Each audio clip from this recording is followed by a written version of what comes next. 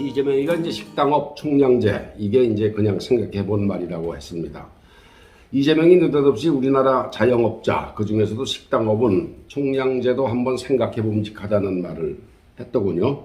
식당이 너무 많지 않느냐는 것입니다. 그러니 하나가 망하면 하나를 허가해주고 100군데가 망해야 100군데를 또 허가해서 힘들게 음식점 차렸다가 본전 다 까먹고 보증금까지 날리는 것을 막아야 하지 않느냐 하는 얼핏 기특하게 보이기까지 한 발상입니다. 식당업이라는 게 얼마나 힘든 업종인지, 그리고 지금은 편의점으로 바뀌고 있지만 소위 동네 가게가 얼마나 고달픈 업종인지 아는 사람은 도리머리를 짓습니다. 저도 회사에 재직할 때 일스마트라고 회사가 점주를 모집한다길래 설마 그룹의 임원인데 엉터리로 안내를 하겠나 하고 믿고 덜커덕 시작했다가 5년 동안 직사하게 고생만 하고 돈도 그 당시 2억이나 생으로 날려본 경험이 있어 봐서 하는 이야기입니다. 시작하는데 10쯤 힘이 든다면 문을 닫기는 5배쯤 힘이 들었습니다. 식당도 더했으면 더했지 덜하지 않습니다. 여러분도 이 점을 기억하셨다가 식당에 가시면 부디 음식 타박하지 마시고 가능하면 깨끗이 비우고 일하는 종업원에게 2,000원, 3,000원이라도 팁을 나눠 주십시오. 외국에서는 아무리 작은 식당에서도 팁을 주는 게 자연스러운 관행입니다. 한국에서만 팁 관행이 아주 야박합니다. 식당이 쉽게 생기고 쉽게 문을 닫는 건 경험은 없지만 당장 할 수 있는 게 음식만은 맛있게 만들 수 있다는 자신감이 있기 때문입니다. 그러나 현실은 녹록하지 않습니다. 음식을 맛있게 만든다는 것과 그것을 누군가에게 돈을 받고 판다는 것은 전혀 다른 차원입니다. 그것도 하루 세끼 가족을 위해서 부엌에서 만드는 것과 언제 어떻게 주문할지 모르는 보이지 않는 손님을 대비해서 재료를 준비하고 주방에서 요리한다는 것은 매양, 사양이 틀리는 제품을 만들어야 하는 공장만큼이나 어려운 일입니다. 프랜차이즈 시스템이 많은 도움은 될지언정 식당 현장의 전쟁은 주인 몫입니다. 위생 문제도 보통 일이 아닙니다. 깨끗이 닦고 청소한다고 해결될 일이 아닙니다. 정부가 아무리 평생 교육을 하고 직장에 다니다 퇴직한 사람에게 직업 교육을 한다고 하지만 말처럼 쉽지는 않습니다. 식당을 열든 교과점을 하든 카페를 하든 누구나 모두 성공할 수는 없습니다. 망하더라도 자기 책임으로 하겠다면 못하게 해서는 안 됩니다. 제한을 하면 안 됩니다. 직업 선택의 자유는 우리 헌법의 기본 정신입니다. 다만 정부가 해야 할 일은 실패가 적도록 가이드를 해주는 것입니다. 성질 급한 우리 국민의 정서를 생각해서 단기 창업 교육 서비스를 심도 있게 해주는 것도 방법입니다. 당연히 현장 교습과 전문 컨설팅도 제공해야 합니다. 이것이 국가가 아니면 지방정부가 나서서 해야 할 일입니다. 이재명의 총량 규제는 말만 삐까번쩍하지 바로 사회주의이고 계획경제 모델입니다. 국가가 마음대로 수시로 식당 수수를 조절한다면 총량 아니라 총량 할애비가 있어도 소용이 없습니다. 이태리 식당, 비빔밥집, 해장국집 등을 메뉴별로 숫자를 정하겠다는 겁니까? 이것이 바로 나라의 경제를 망치는 규제입니다. 이재명 머릿속에는 겨우 이따위 규제를 생각하는 것밖에 없는 듯합니다. 하나가 망해야 또 하나를 허가를 내준다는 유치한 발상으로 해결될 일이 결코 아닙니다. 망하건 흉하건 선택은 각자의 몫입니다. 짧은 제 미국에서의 생활에서 듣고 배운 이야기를 제가 하나 해드리겠습니다. 전에도 한번 말씀드린 적이 있는데 한국 사람이 미국에 와서 서둘러 집을 살 때 길가 코너집을 선호한다는 이야기를 들었습니다. 매달 몇백만 원에 해당하는 집세를 낸다는 게 저희들로서는 도저히 상상이 안 되는 일이니까 늙어서 힘 빠지면 은퇴해서 가게라도 하나 하겠다는 한국식 생각을 한 끝에 길가 코너집을 산다는 것입니다. 미국에서는 자기 집이라도 주택가에서 가게를 연다는 것은 절대 불가합니다. 주민 동의도 받아야 하고 주민이 절대로 동의를 안 해줍니다. 시에서 허가가 나오지 않습니다.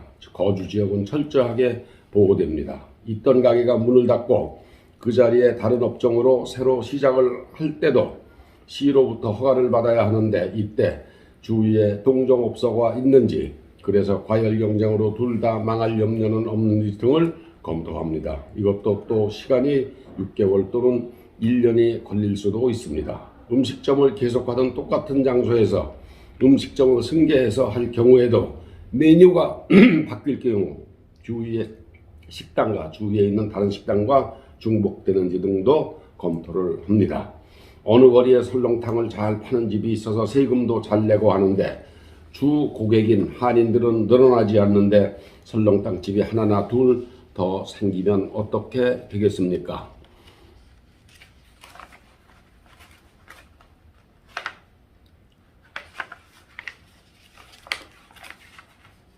과열 경쟁으로 둘 다 적자를 내기 쉽겠죠. 그래서 허가를 내주는데 시간이 걸리는 겁니다. 좋게 해석하면 할지 말지 검토할 시간을 주는 겁니다. 지방도로를 가다 보면 인가가 몇 킬로미터 떨어진 외진 곳에 편의점이나 음식점이 있습니다. 이런 곳은 대개 자동차가 등장하기 전 말 탄 사람과 역마차가 다니던 시절부터 있었던 주점자리입니다. 지나가던 자동차가 많으면 의외로 장사가 잘 되기도 합니다만 또 장사가 잘 되니까 옆에 가게를 하나 더 낸다? 꿈도 못 꿉니다. 정부가 옛날 옛적부터 있던 가게를 보호해 주는 겁니다. 그렇다고 해서 정부가 개인의 직업 선택을 제한하는 것이 아닙니다. 취지가 그렇지 않다는 것입니다. 잘 나가고 있는 기존 업체에 타격을 줘서 자칫 둘 다 망할 수 있으니까 그것을 방지하겠다는 겁니다. 이래서 덜커덕 가게부터 계약을 했다가는 간판도 못 달아본 채 1년 가까이 집세만 내는 일이 생길 수도 있습니다. 지금은 어딜 이민 가더라도 변호사도 쓰고 정보도 많고 해서 이런 순환을 당하는 사람이 많이 줄었다고는 하지만 그래도 사기를 치는 악덕 교민은 여전히 많이 있습니다. 이재명이 미친 척하고 이런 얘기를 꺼낸 건 무식하거나 대장동 의혹을 물타기 하려는 의도가 다분합니다. 남보다 튀고 싶은 것 참지 못하고 촐싹대는 입서사도 원인일 수 있습니다. 저는 중국의 성현 공자를 썩 좋아하지 않습니다. 우선 말이 어렵습니다. 생전 처음 보는 한자가 툭툭 튀어나오는데 기겁을 합니다.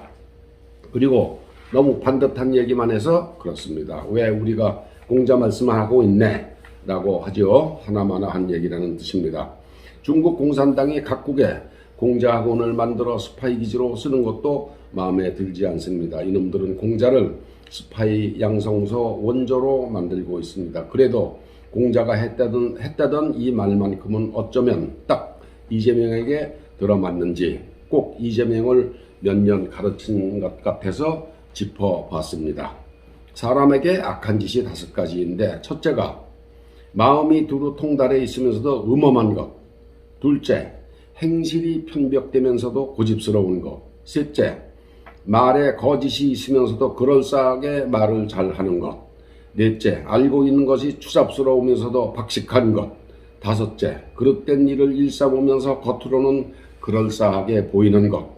요 5가지를 공자가 아주 악한 5가지 행동으로 꼽았습니다. 공자는 꼭 죽어야 할 사람은 낮에 강도질하고 밤에 담을 넘어 들어가는 짓을 하는 그런 사람이 아니고 나라를 뒤집어 엎는 그런 사람이라고 했습니다. 경제사회연구원의 이한호 씨가 조선일보에 연재하는 간신열전에서 이재명에 딱 들어맞는 글을 썼습니다. 여러분, 위에 5가지를 한 번 더 읽어보십시오. 사람에게 건진 가지 5가지. 첫째가 마음에 두루 통달해 있으면서도 음험, 행실이 편벽되면서도 고집스러운 것, 말에 거짓이 있으면서도 그럴싸하게 말을 잘하는 것, 알고 있는 것이 추잡스러우면서도 박식한 것, 그릇된 일을 일삼으면서 겉으로는 그럴싸하게 보이는 것. 이것이 바로 이재명을 두고 한 소리가 아니겠습니까? 선견지명이 있는 공자가 2500년 후 한국에서 나올 대통령 후보를 미리 꿰뚫어보고 있는 듯합니다. 감사합니다.